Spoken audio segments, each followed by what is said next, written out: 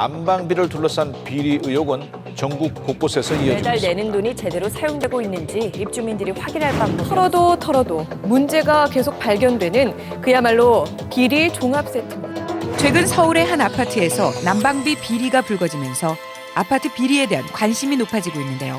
입주민들은 의견을 주고 있거든요.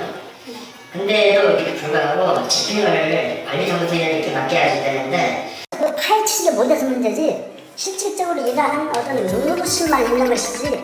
하지만 비리 의혹이 있다고 하더라도 대부분의 입주민들은 제대로 확인하기가 어려운 상황. 입주민 입장에서는 그 견제나 통제가 현실적으로 불가능하고요. 그럼 이제 그런 아파트는 관리비 비리가 이제 심각한 쪽으로 발전하게 되죠. 이런 문제를 해결하기 위해 서울시는 내년 2월부터 서울시내 아파트를 대상으로 아파트 관리 품질 등급 표시제를 시범 실시하기로 했는데요. 관리 품질 등급 표시제란 관리비 절감 비율이나 공동체 활성화 등 단지별 관리 품질을 수치화해 A부터 F까지 등급을 매기고 이를 부동산 정보업체와 인터넷에 공개하는 것을 말합니다. 관리 품질 등급제가 제대로만 시행이 된다고 한다면 관리비 낭비 요소가 제거가 되기 때문에 관리비를 절감하는 데는 분명히 그 효과를 줄 것으로 예상이 됩니다. 평가 항목은 단지 내 소송 횟수, 소송을 포함한 주민 간 갈등 해소 건수, 입주자 대표 회의 등의 공동체 참여 비율, 아파트 관리비 등의 비용 절감률 등으로 평가는 주민평가당, 공동주택관리지원센터, 서울시 공동주택관리위원회 등 3단계를 거쳐 이루어지게 되는데요. 서울시 내 300가구 이상의 단지와 엘리베이터가 있는 150가구 이상의 단지 등 총 1,700여 개 단지가 평가 대상으로 평가 주기는 2년입니다. 단 임대아파트는 평가 대상에서 제외됩니다.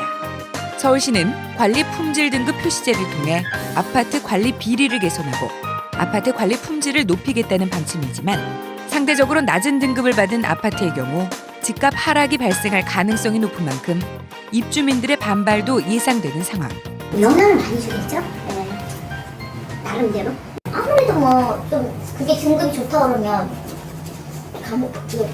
사람들이 관심이 있지 않겠어요? 그죠? 전문가들은 관리비 절감만으로 아파트 관리 품질을 평가하는 것은 문제가 있다며 오히려 등급이 낮아지는 것을 막기 위해 단지 내 갈등이나 아파트 비리가 음성화될 수 있다고 지적하는데요. 지금 이게 갈등 필수라든가 다양한 지표를 가지고 평가하겠다고 하는 건데 사실 그런 지표로 여러 아파트 단지를 객관적으로 평가한다는 것 사실 자체가 거의 불가능에 가까운 거고 그리고 그 갈등 같은 것들이 밖으로 드러나지 않고 안으로만 더 골맞서지는 그런 문제점도 예상해 볼 수 있겠습니다.